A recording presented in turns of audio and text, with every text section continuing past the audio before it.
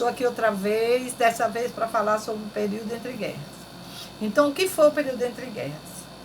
Foi um período marcado por mudanças sociais, econômicas e políticas que ocorreram entre a Primeira Guerra, de 1914 a 1918, e a Segunda Guerra, de 1939 a 1945. Né? Onde, nesse pós-Primeira e Segunda Guerra, os Estados Unidos eles saem como uma das maiores potências econômicas e militares do mundo, devido ao seu financiamento, né, de toda a guerra, porque ele não foi para o campo de batalha, ele apenas financiou a guerra e sai como uma das maiores potências ricas e dominantes. Mas, devido aos grandes empréstimos feitos aos países europeus, os países europeus eles terminam saindo da Primeira Guerra e, logicamente, da Segunda, arruinados, devastados economicamente, e não podendo cumprir com as suas obrigações econômicas, com as suas dívidas.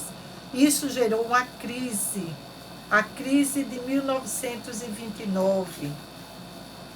Então, o que foi essa crise? Foi um período de depressão econômica, em que ocorreu nos Estados Unidos, na primeira década de 1920, quando houve um crescimento industrial acelerado nos Estados Unidos, impulsionando novo mercado interno, expandindo o mercado externo. Mas aí o que é que houve? Houve também uma superprodução. Então os Estados Unidos, após a crise de 1929, ele vai superproduzir. Então a oferta vai ser maior do que o consumo. E aí vão acumular cada vez mais. A produção ela não parou, ela foi acelerada. Mas aí, cadê os consumidores? Inclusive os países europeus que não tinham condições de continuar comprando, porque estavam se recuperando do pós-guerra, né? Principalmente economicamente. Então não tinham condições de cumprir com as exportações que faziam dos produtos estadunidenses. E aí os Estados Unidos entram em total crise econômica, depressão, né? Total depressão. E aí, qual é a estratégia criada para sair da crise? Quais são as estratégias? Então, os Estados Unidos eles vão suspender as importações, eles vão cortar créditos, principalmente para a Europa e para a América. Vai haver uma intervenção estatal. Se há intervenção estatal, não há liberalismo econômico, não há liberdade de comércio. O governo ele vai sempre interferir. Regulamentou a economia, criou o New Deal. O New Deal é uma estratégia. Dentre um dos planos que vieram trabalhando todo no pós-guerra, né? Como o Plano Marshall, dentre outros. Mas principalmente o New Deal, né? Que vai ser um período de um novo plano que vai tentar alavancar, restaurar a economia. Reduziu a jornada de trabalho de seus operários, gerou também novos empregos e, logicamente, aumentou também os impostos. Tudo isso como uma maneira de tentar sair da crise. Dentre essas estratégias, nós temos também o American Way of Life, né? Então, assim, na realidade, o que foi o American Way of Life? Então, o American Way of Life significa novo modo de vida estadunidense. Né? É um plano conhecido como modo de vida americano.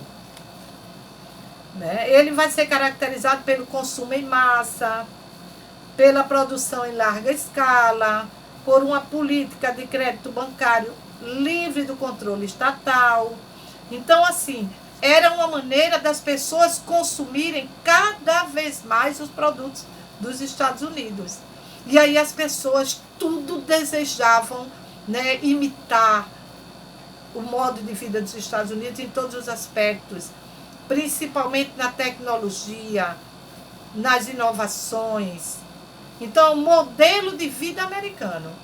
O que antes era o modelo de vida europeu, no pós-guerra passou a ser o modelo de vida americano.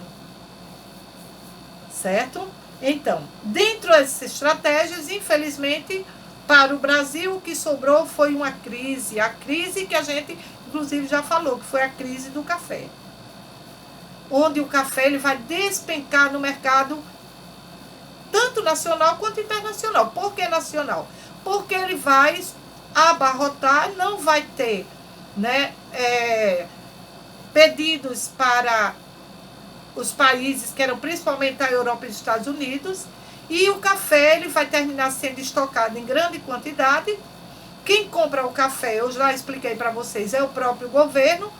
Ao invés dele criar novas estratégias, ele queima todo estoque de café. E acaba que não melhora em nada no mercado internacional. E o preço do café ele cai. Então a crise do café continua durante o período entre guerras. Bom, voltando a falar, né, sobre estratégia, um dos planos estratégicos para alavancar, para restaurar a economia, foi o New Deal, que se chama Novo Acordo, criado pelo governo Roosevelt em 1933. Exatamente como uma maneira de restaurar, de tirar a economia da crise. Logicamente, a partir daí, há uma intervenção econômica, não há liberalismo. Dentro desse mesmo contexto, do período entre guerras, surgiram os regimes totalitários, autoritários. E por que surgiram esses regimes? Porque no pós-guerra, devido ao grande desejo de se retomar um governo democrático, a classe minoritária, burguesa, capitalista, temia o avanço do socialismo.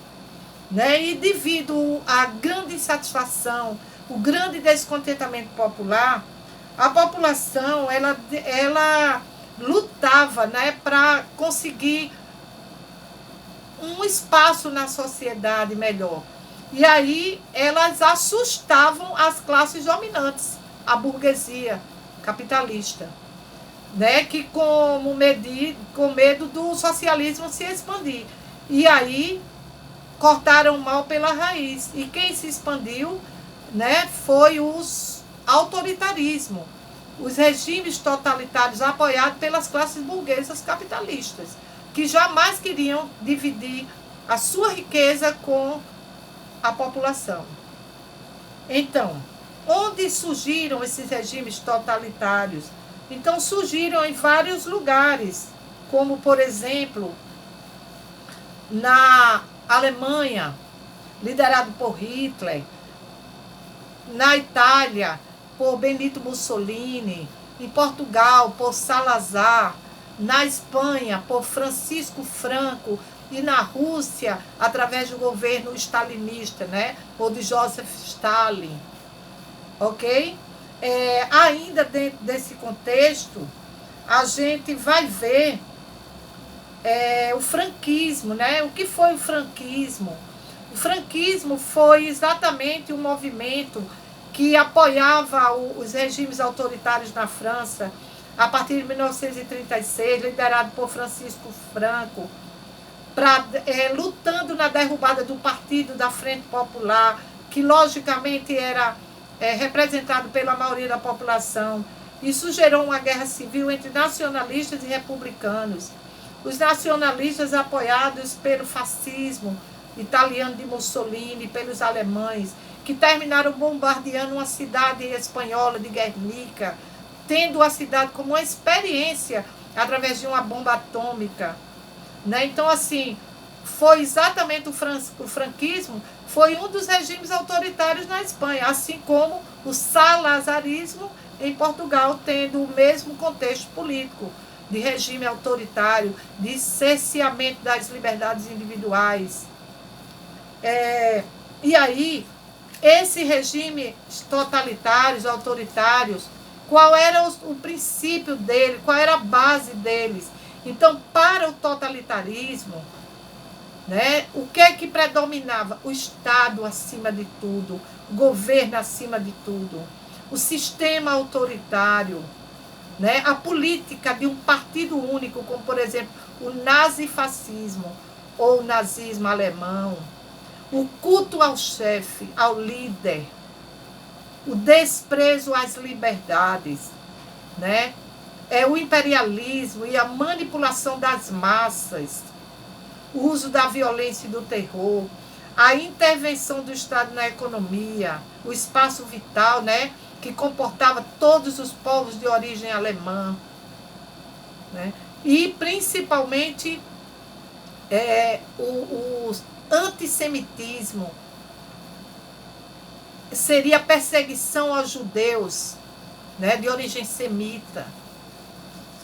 Então, mas aí a gente perguntaria, o que é que diferencia o nazismo do fascismo? Sabe o que é que diferencia? O racismo.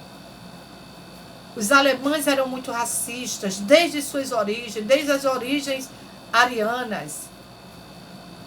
Mas ambos eram muito autoritários, perseguiam as minorias, não só judeus, mas ciganos, negros, as minorias. Ok? Então, gente, qualquer dúvida, a gente tira na próxima aula, tá? Beijo.